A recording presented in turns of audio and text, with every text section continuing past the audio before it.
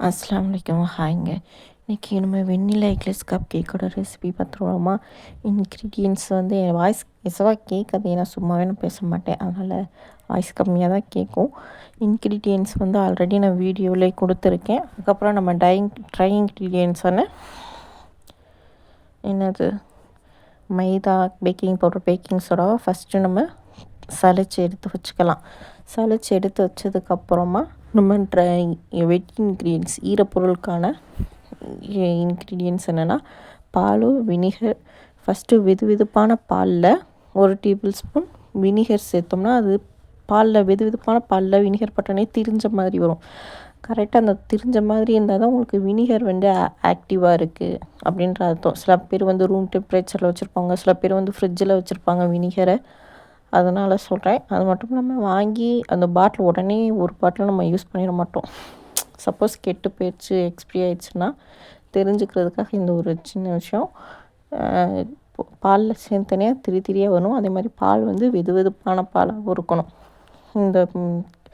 அது திரிஞ்சு வந்தனையும் சுகர் வந்து பவுட்ரு பண்ணி எடுத்து வச்சுக்கோங்க. இல்லை நான் சுகர் சேர்க்கலைன்ட்டு ஐசிங் சுகர் இருக்குன்னாலும் ஓகே. ஐசிங் சுகர் எடுத்து அந்த பாலோட போட்டு நல்லா அந்த சுகர் கரையிற அளவுக்கு விஸ்கு வச்சு இது பண்ணிக்கோங்க. இதுக்கு வந்து பிளெண்டரோ எதுவும் வேணால் விஸ்க் வச்சுக்கோங்க. அதே மாதிரி ஸ்பேட்சில் வந்து சுற்றி இருக்கிறத வலிச்சு விட்றதுக்கு மட்டும் வச்சுக்கோங்க. ஸ்பேட்சில் வச்சோம்னா ஸ்பேட்சிலாவில் சம்டைம்ஸ் ஒட்டிக்கிட்டு கெட்டி ஆயிரும். அதனால் விஸ்க் வச்சு கலந்து விட்டுக்கிறது நல்லது. இது சுகர் நல்லா ஃபுல்லாக கரைஞ்சிருச்சு அப்படின்ற பட்சத்தில் வந்து எசன்ஸ் கலந்துக்கங்க. 1/2 ஸ்பூன் வெண்ணிலா எசன்ஸ் கலந்துட்டு அதையும் நல்லா கலந்து விட்டுட்டு அதுக்கப்புறம் ஆயில் சேர்ந்து கலந்துக்கலாம். வெட் இன்க்ரீடியன்ட்ஸ் ஃபுல்லாமே கலந்ததுக்கப்புறமா நம்ம மாவு பொருள் சேர்க்கணும். அதுக்கிடையில் வந்து நம்ம ஒரு கேக் செய்கிறோம்னா எந்தெந்த பொருள் எதுக்காக யூஸ் பண்ணுறோம் அப்படின்றத நம்ம தெரிஞ்சுக்கலாம். ஓகேவா. வினிகரோட பேக்கிங் சோடா சேர்க்குறப்ப அது உப்புசமாகி, அதாவது மேலே எலும்பி வர்றதுக்கும், அதே மாதிரி பேக்கிங் பவுடர் வந்து உள்ளே அந்த ஏர் பபிள்ஸுக்குலாம் அதை லாக் பண்ணி வைக்கிறதுக்கும் யூஸ் ஆகும். அதே மாதிரி உங்களுக்கு இல்லை நான் வினிகர் சேர்க்க மாட்டேன் அப்படின்றப்ப பாலோட பற்று, எக்ஸ்ட்ரா தயிர், ரொம்ப புளிப்பு இல்லாத தயிரும் நீங்கள் சேர்த்துட்டு நல்லா கலந்து எடுத்துக்கலாம். இல்லை எனக்கு இது வேணாம் அப்படின்றப்ப ஒரு எக்ஸ்ட்ரா டேட் வச்சு சாப்பிட போகிறோம். அதாவது ஒரு 4 நாளைக்கு மேலே. ஏன்னா நம்ம வீட்டில் செய்கிற எந்த ஒரு பேக்கிங் பொருளுமே பேக் பண்ணுற எந்த ஒரு பொருளுமே ஒரு 2 நாள் அதிகபட்சம், அதுக்கு மேலே கெட்டு போக ஆரம்பிச்சிடும்.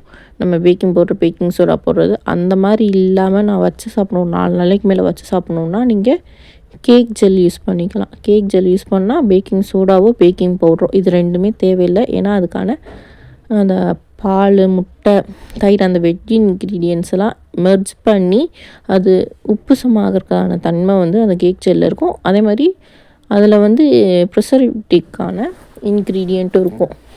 உங்களுக்கு சப்போஸ் இதெல்லாம் வேணாம், நான் வச்சு சாப்பிடணும், கொஞ்சம் ஊருக்கு கொண்டு போகணும் அப்படின்ற பட்சத்தில் இருக்கவங்களுக்கு கேக் ஜெல் சொல்கிறேன். மற்றபடி கேக் ஜெல் கம்பல்சரி எல்லாத்துக்கும் போடணுன்றது இருக்கா அப்படின்னா அது கிடையாது. ஓகேவா. இந்த மாதிரி ஒவ்வொரு பொருளும் எந்த இதுக்காக யூஸ் பண்ணுறோன்னு சொல்லி தெரிஞ்சுக்கிட்டாலே போதும். பேக்கிங் பண்ணுறப்ப நம்ம எந்த ஒரு பொருளுக்கு எந்த மாதிரி செஞ்சு கொடுக்கணும் அப்படின்னு சொல்லிட்டு ஈஸியாக தெரிஞ்சுக்கலாம். அதே மாதிரி ட்ரை இன்க்ரீடியன்ட்ஸ் மாவு பொருள்கள் நம்ம சேர்க்கும்போது எல்லாத்தையும் ஒரே தான் சேர்த்து விட்டுறக்கூடாது.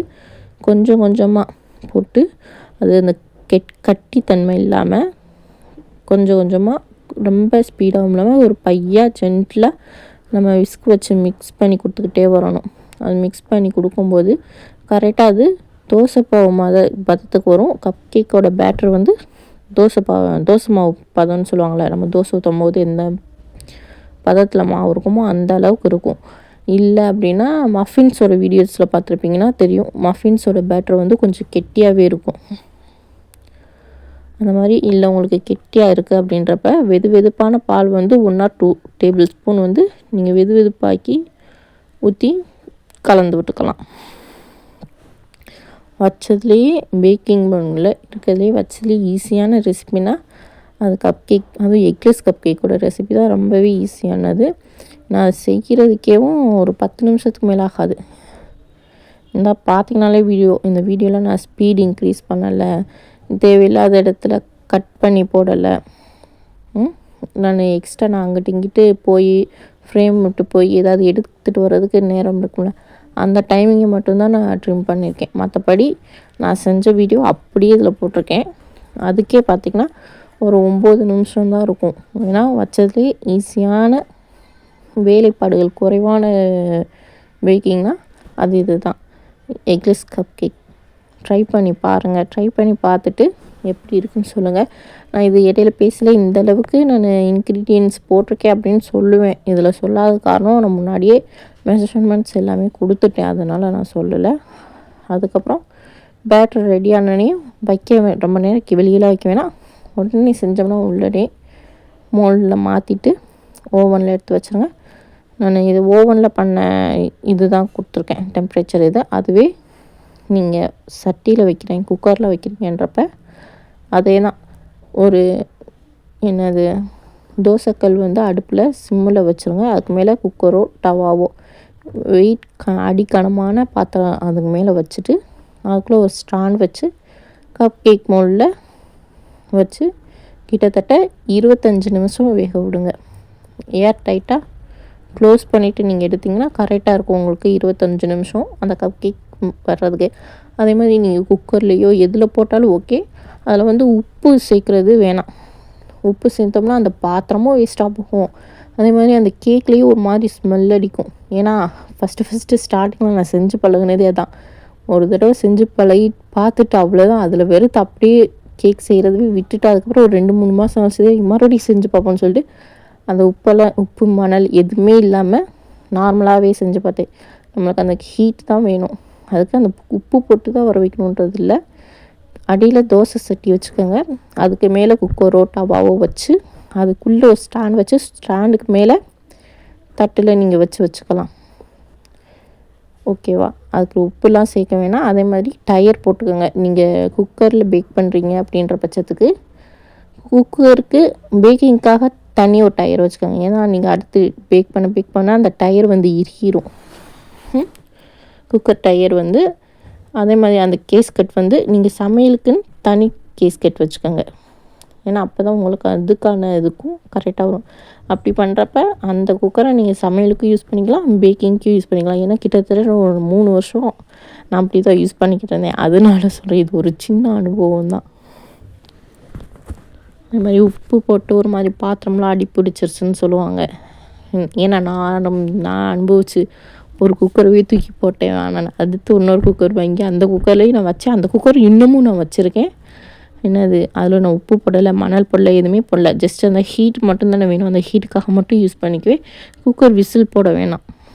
அந்த மாதிரி போட்டிங்கன்னா உங்களுக்கு எந்த அளவுக்கு ஸ்பான்ஜியாக சாஃப்டாக வேணுமோ அந்த மாதிரி சாஃப்டாக வந்துடும்.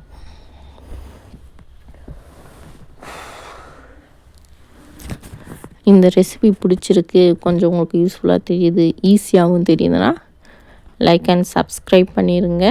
உங்களுக்கு தெரிஞ்சவங்களுக்கும் அவங்க செய்வாங்க அப்படின்னு சொல்கிறவங்களுக்கும் ஷேர் பண்ணிடுங்க.